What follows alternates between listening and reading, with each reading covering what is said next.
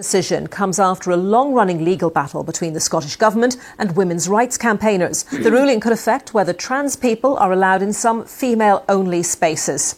While announcing the decision, the Deputy President of the Supreme Court, Lord Hodge, acknowledged the sensitivity of the debate. On the one hand, women, who make up one half of our population, have campaigned for over 150 years to have equality with men and to combat discrimination based on their sex.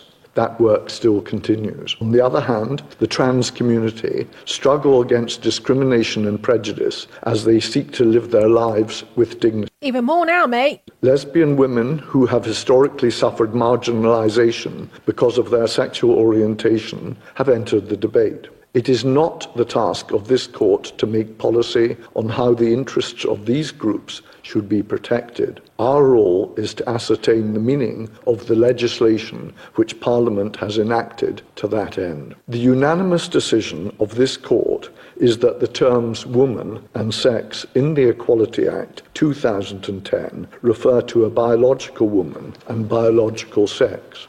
We counsel against reading this judgment as a triumph of one or more groups in our society at the expense of another. The Equality Act 2010 gives transgender people protection not only against discrimination through the protected characteristic of gender reassignment, but also against direct discrimination, indirect discrimination, and harassment in substance in their acquired gender. This is the application of the principle of discrimination by association. Those statutory protections are available to transgender people whether or not they possess a gender recognition certificate. Sex has always meant biological sex, and what we have seen is a lot of people misinterpreting the law. They've had guidelines from all sorts of organisations that actually do not follow the law. So I really welcome this judgment. The Equality Act could be improved. When I was Minister for Equalities, I was working on legislation to actually clarify that sex in the Act meant biological sex, and I think this is really a victory for all of those women who've had to go to court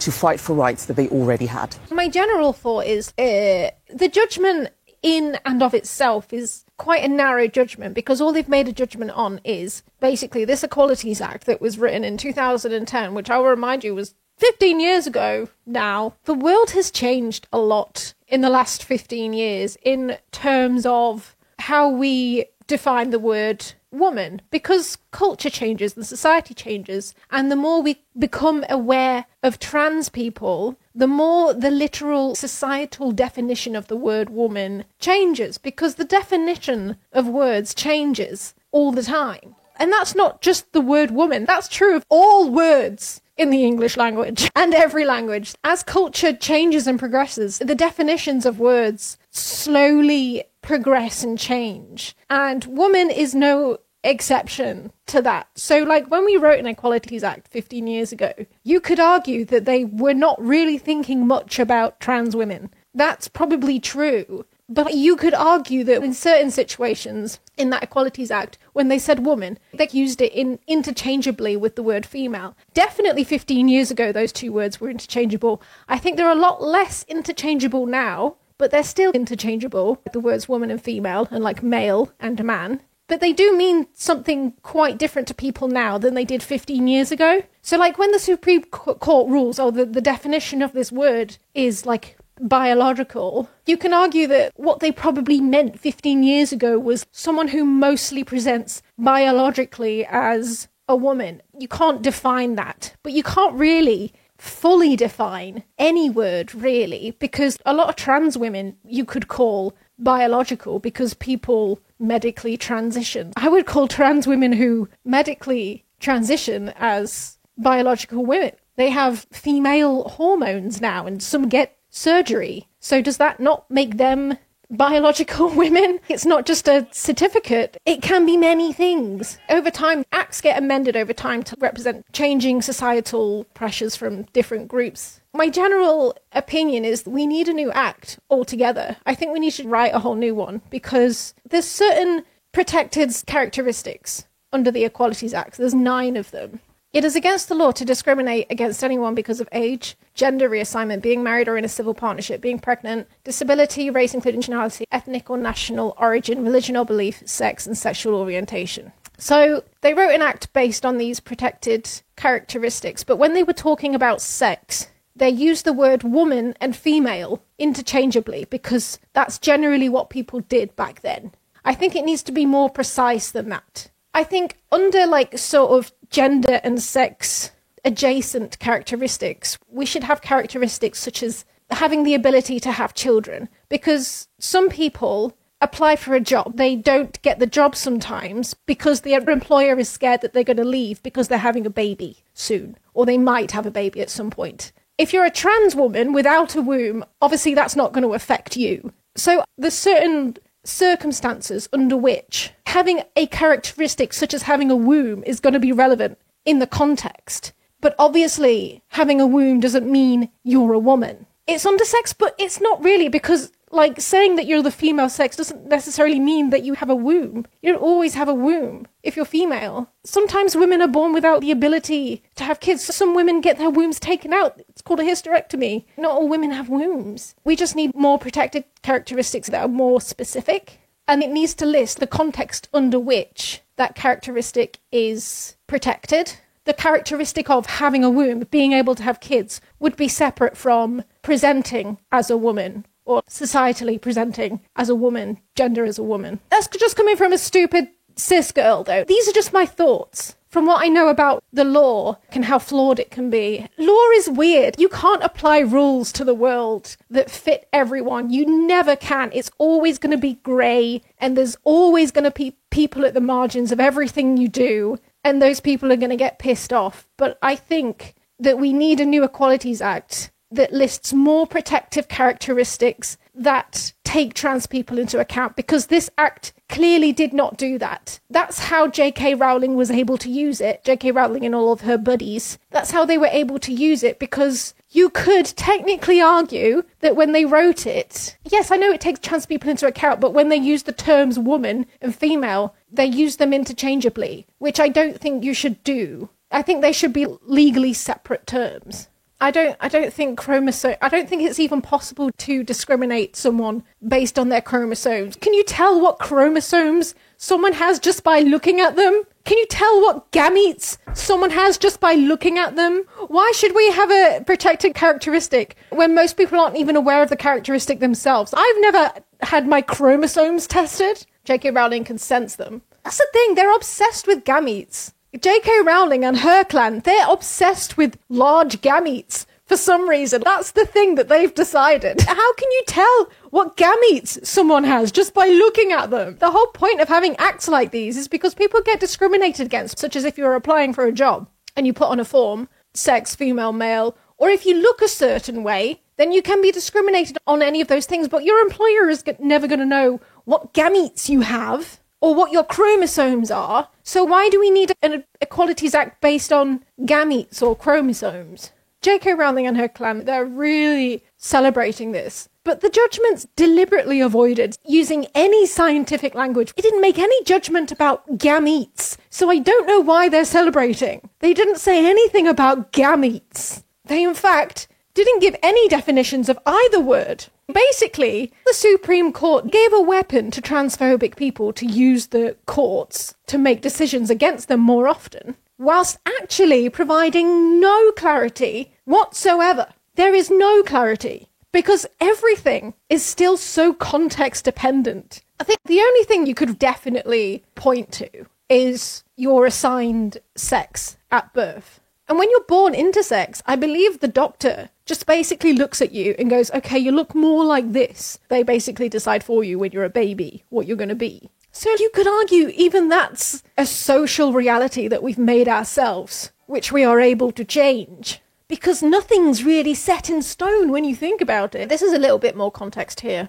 The Equality Act 2010 prohibits direct and indirect discrimination, harassment and victimization on the basis of protected characteristics. There are 9 protected characteristics, including gender reassignment and sex. It applies in various scenarios, including at work and education, in relation to the provision of services and public functions. and to membership of clubs and associations. The Act protects men and women from discrimination on the basis of the protected characteristic of sex. This is not detailed enough, and that's the bit they need to rewrite, because it's not relevant anymore. A man is defined as a male of any age, and a woman as a female of any age. Those definitions do not state expressly whether sex in the Act means biological sex or whether it could mean legal sex. In the latter case, trans people with GRCs could be protected from sex discrimination on the basis of their acquired gender. A GRC is a gender recognition certificate. The EA 2010 also prohibits discrimination on the basis of gender reassignment. Someone has this characteristic if they have undergone or will undergo a process for the purpose of reassigning their sex.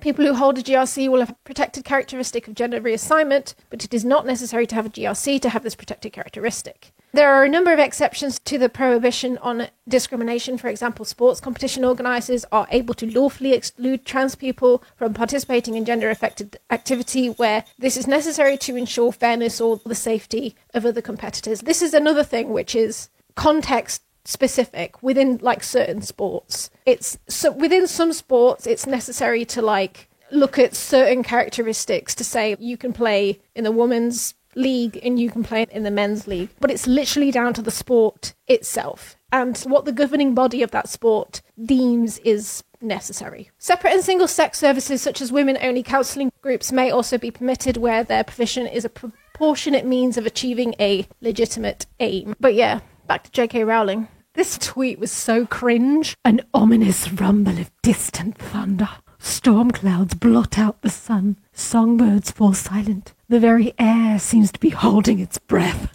The mother of all front seat of the car videos is brewing. How is she's so fucking cringe. You're not writing one of your stupid books, JK. It's a fucking tweet. You don't have to be that fucking pretentious. People are comparing her with Andrew Tate now. Who was it who said that J.K. Rowling is just Andrew Tate for rich, middle-aged white women because they were more right than they ever knew? I love it when a plane comes together. You would only post something like this if you were just full to the brim of absolute hate. Something this smug, but also cringe at the same time. This is like layers of, what the fuck are you doing, woman? Layers of cringe. Are you really fighting because you're scared and worried for the safety of women? Is that really what you're doing? Or have you just decided this is your way of getting internet points? Because that's what it seems to me. It seems like you just want some internet points.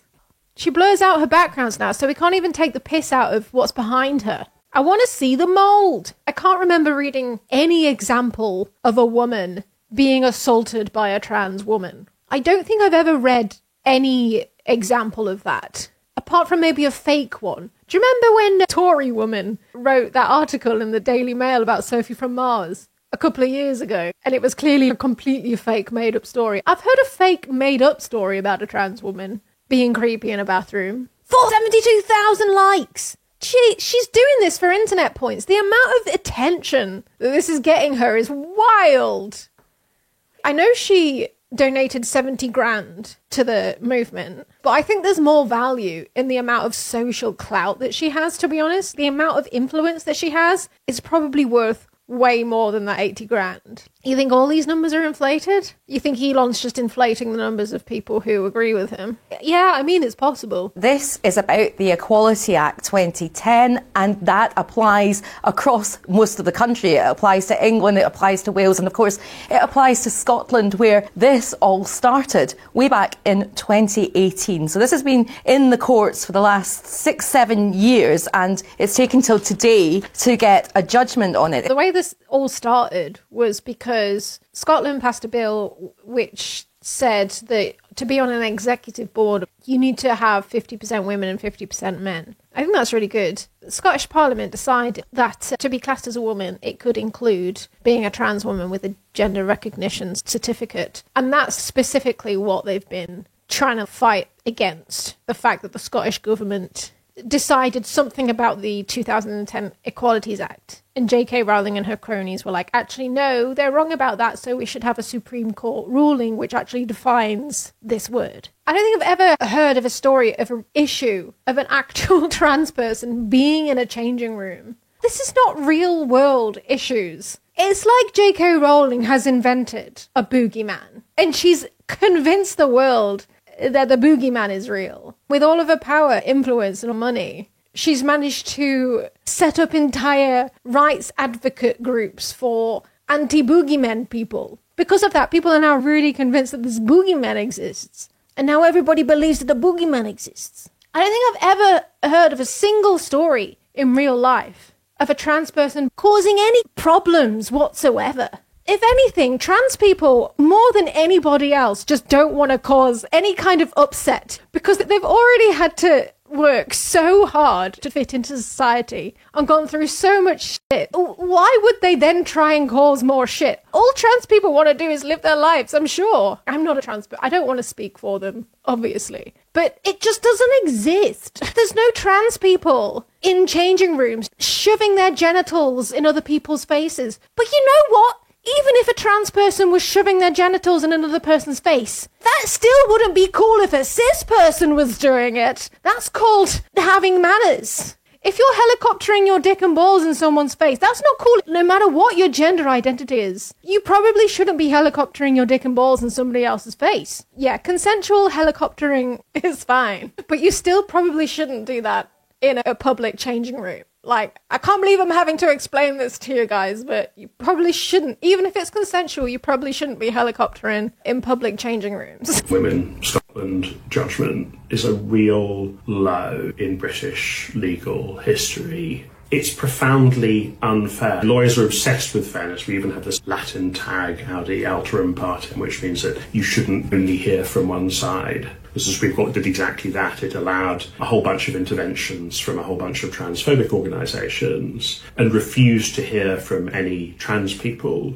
So the decision is shockingly unfair. That's not just about fairness, though, actually. It also impacts on the nature of the decision. The decision says, the Supreme Court believes what it says, that the decision won't be bad for trans people, because if you're perceived as a woman, you'll still be entitled to be protected from the discrimination that women get. But the problem with that argument is that lots of trans women are not perceived to be women. It's only trans women who pass, a shrinking category, by the way, as Wes Streeting's department continues to withdraw healthcare from trans people. It's only if you're a trans woman who passes that you're perceived as a woman, and so only trans women who pass will be entitled to be protected from discrimination against women. And it's also only trans women who are stealth who will be entitled to be protected. If you do what most gender criticals would say is the right thing to do, which is to disclose your transness. The Supreme Court doesn't know any of this, and it doesn't know any of this because it chose not to hear from any trans organisations. It allowed lots and lots of gender critical organisations to make submissions before it. It excluded the submissions from every trans person who applied. It's shockingly bad. It's made me ashamed to be a lawyer. We are speaking to leading counsel about possibly going to the European Court of Human Rights. This is a complicated decision. It's going to take us a long time to work out what it actually means. But today, the Supreme Court has made me ashamed of my profession. The Supreme Court judges, they're meant to be like the most intelligent, amazing judges in the land. What they're meant to consider is philosophy and science and justice and equality. They're meant to consider all of those things. And I don't think they've considered science. The amount of things that I've been reading recently about how the justice system interacts with science. Like, lawyers are primarily, their backgrounds are in humanities subjects, like in philosophy and in law, obviously, which is primarily a humanities subject. They never really have to interact with the actual scientific accumulation of knowledge. And they don't understand it fundamentally. The fact that they've not even asked any trans people for their opinion, but it also seems like they've not even really asked any people who actually look into the science of sex and gender and transitioning, why people transition, the data behind the amount of trans people who really struggle in society. I don't think they've even considered any of the data. All they've looked at is these like transphobic groups and listened to their opinions without listening to anybody else. My honest opinion on the Supreme Court ruling, sex, biological, and gender, social, are two different things. It's the job of society to decide which areas of life are split by gender and split by sex. But there's nothing inherently wrong with establishing biological sex as the default in law, as long as we have a clear and correct view on where gender applies. This ruling does the former. Without the latter, it only pushes in one direction, which creates the very uncertainty it claims to be trying to avoid. And by doing this, they hand a huge stick to those who have no empathy for trans people to beat with them. They've given everybody who wants to be transphobic a weapon to use legally, basically. Thank you for the bits. Shout out to all the men, women, NBs that are helicoptering right now. Oh, valid. Thank you. By doing so, they hand a huge stick to those who have no empathy for trans people to beat them with. All this judgment has done is give no clarity whatsoever, but it gives a sort of air of clarity to transphobes who think that everything is so obvious and like common sense, because they're like, oh, a woman is a adult human female. All you have to do is ask them, how do you define female? Get them to explain it. Get them to list every fucking characteristic they think entails a female, because you will be able to tear apart every single one of them until they realise, holy shit, there are no clear boundaries between anything. I mean, well, they will realise that if they have more than 2 brain cells, which they might not. After all, what's the main difference between us and people like J.K. Rowling? We all agree that trans women are not biological women. This is subjective. I think what you perceive as a biological woman is in itself a sort of societal agreement of what the word biological means. Some people would argue that the word biological means that you've maybe hormonally transitioned, maybe had top surgery, maybe had bottom surgery. It could mean any of those things, really. So I wouldn't agree that we all agree with that, but are simply positioning themselves within the framework of a gendered society they didn't create. The main difference is whether you care about what happens to them, and anyone with a conscience should be worried about the backlash trans people will face as a result of this ruling. This is all coming down to the definition of words, and this judgment, you have to remember, is the headlines are making it seem like the Supreme Court has decided what the definition of the word woman is, as if the Cambridge Dictionary and Merriam-Webster are all of a sudden retracting all of the dictionaries in the world and rewriting them. That's not how things work. Societally, we have a collective consciousness of what words mean, but that's still slightly different in everybody's head. The word woman, as with every other word in the English language, changes over time. Only 40 or 50 years ago, if you said the word woman to someone, they were far more likely to think of someone who stayed in the home, who didn't voice opinions, who didn't bring in an income, who primarily looked after children and did the cooking and did the dishes. It's only 40 or 50 years ago. You say the word woman to someone, that would be what popped into someone's head. That's a lot less likely to be what pops into someone's head now, because we allowed women to leave the house. Whether that was a good idea or not, I mean, who allowed those women to stream and say opinions? Who allowed this to happen? Who gave this woman a microphone? My point is, our definitions of words, they change over time in accordance to what society deems is the reality, the socially accumulated reality of that word. And the word woman, along with lots of other words, have changed over time. What we used to think of as a woman, someone who wore corsets, flowy dresses, and bonnets, we don't really associate that with women anymore. That's great. That's fucking great. I don't want to wear a corset every day. And I think in the past 15 years, the definition of woman has changed a little bit further, because we've actually now become a lot more aware of trans people. Oh my God, they exist. Whoa. So maybe that definition is going to change a little bit more. And that's fine. We can deal with that as a society. It's actually, when you think about it, not that fucking hard to learn new things. It's really not that hard to learn new things. Trust me, take it from me. What if I really don't want to learn? You can be like J.K. Rowling if you really want. Go and have a fucking cigar and a glass of whiskey if you don't want to learn. Makes life a lot easier, doesn't it? I did want to make the point that it also affects trans men, because there is the possibility now that they could be forced to use the women's changing rooms. And if they present as men, then they're going to feel extremely vulnerable and awful if they're being made to use a woman's changing room or a woman's bathroom. It would be awful for them. It is down to specific individual businesses. We still haven't seen the full extent of this decision. we don't know what's going to happen. I hope that most gyms would be fine for people to go into the changing room that they feel comfortable going into still. Because doing that any other way would involve inspecting people's genitals or gametes or chromosomes, which is not viable. Like, gyms are, the staff there, they're busy enough. They're busy enough. Like, they've got gains to maintain, right? They are busy enough. They've got protein shakes to make. I don't think they're going to want to inspect the gametes or the chromosomes or the genitals of everybody who walks into the changing rooms. I think it could start affecting people when they start bringing claims to court for whatever reason, because then the court will make decisions based on the Equality Act. The London Transport Police, they've already made a change, which means that if you're a trans woman, you're not allowed to strip search customers who present as women going through security. You're not allowed to inspect women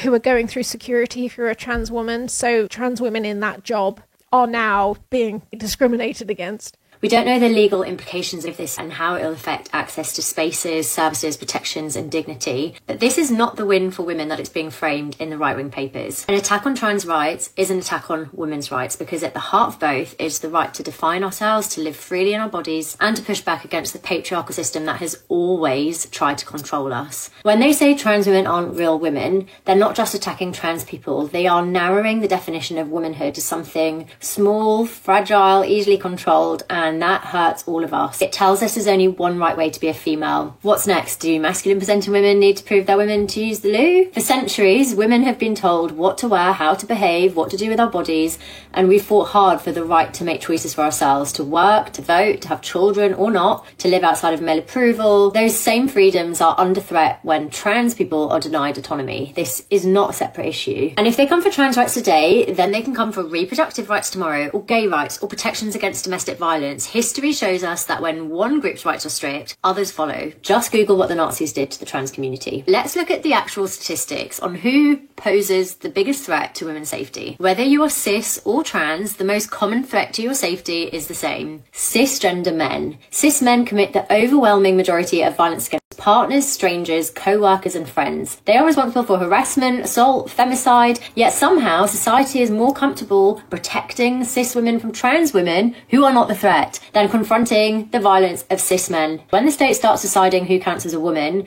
it turns womanhood into something that can be policed, defined and defended. Trans women are not our enemy. They are our sisters and they are part of our fight for equality. Trans people will continue to exist, just like they always have done, but life has become even harder for them. Also, those protesters outside of the Supreme Court, let me find a picture of them. Imagine just standing there holding a sign that says large gametes. Large gametes. I've come out here this morning to hold a sign that says large gametes. Spent the entire morning holding a sign that says large gametes.